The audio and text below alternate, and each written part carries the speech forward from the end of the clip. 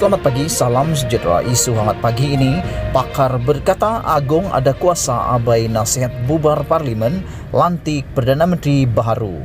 Berita sepenuhnya, yang di-Pertuan Agong diberi kuasa secara perlembagaan untuk tidak mematuhi nasihat membubarkan parlimen yang dikemukakan oleh seseorang Perdana Menteri yang kehilangan sokongan majoriti anggota parlimen, kata Peguam Perlembagaan.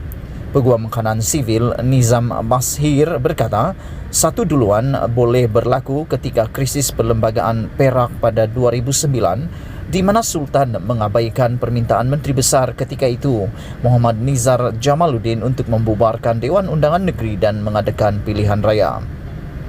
Nizam berkata dalam situasi itu, Sultan Perak ketika itu, Sultan Azlan Shah, telah menolak nasihat Nizar berikutan kehilangan kepercayaan daripada majoriti anggota Dewan Undangan Negeri. Kerajaan negeri yang baru kemudian dibentuk dengan Zamri Abdul Kadir dilantik sebagai Menteri Besar.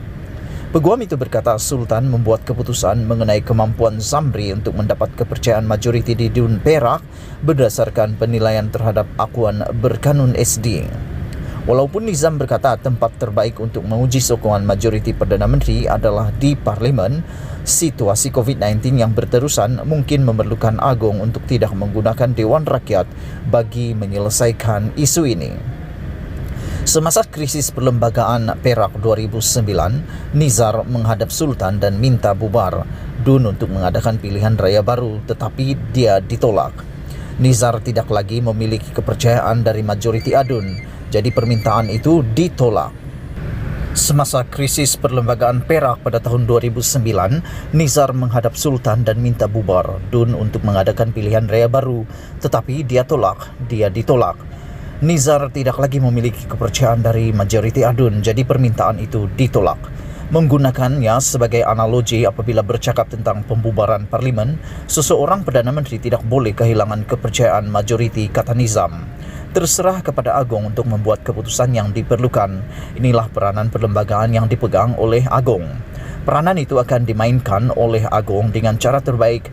Saya cukup kagum dengan bagaimana Agong menangani isu ini, tambahnya. Peguam perlembagaan itu mengulas senario mengenai apakah Agong boleh mengabaikan nasihat untuk membubarkan parlimen dari Perdana Menteri Muhyiddin Yassin yang dijangka atau didakwa oleh banyak pengkritik telah kehilangan sokongan majoriti. Perkara itu turut dipersetujui seorang lagi peguam veteran, Muhammad Hanif Katri Abdullah, yang berpendapat Agong diberi kuasa oleh Perkara 43 dalam kurungan 4 Perlembagaan Persekutuan untuk menolak sebarang nasihat pembubaran parlimen oleh seseorang Perdana Menteri yang telah kehilangan sokongan majoriti ahli parlimen. Peguam itu menjelaskan bahawa jika permintaan itu ditolak oleh Agong, maka peruntukan Perlembagaan Persekutuan yang sama menyatakan bahawa Perdana Menteri tersebut mesti meletakkan jawatan. Dan jika itu berlaku, maka Agong bebas untuk melalui semua proses yang dianggap sesuai bagi oleh Baginda seperti yang dilakukan antara 24 Februari dan 1 Mac tahun lalu untuk melantik Perdana Menteri lain, kata Hanif. Semasa krisis politik Malaysia yang dicetuskan oleh langkah Sheraton awal tahun lalu, Agong melantik Dr. Mahathir Mohamad sebagai Perdana Menteri sementara. Namun, menjelang Mac tahun itu, Kerajaan Pakatan Harapan yang diketuai Mahathir digantikan oleh Kerajaan Perikatan Nasional PN Muhyiddin.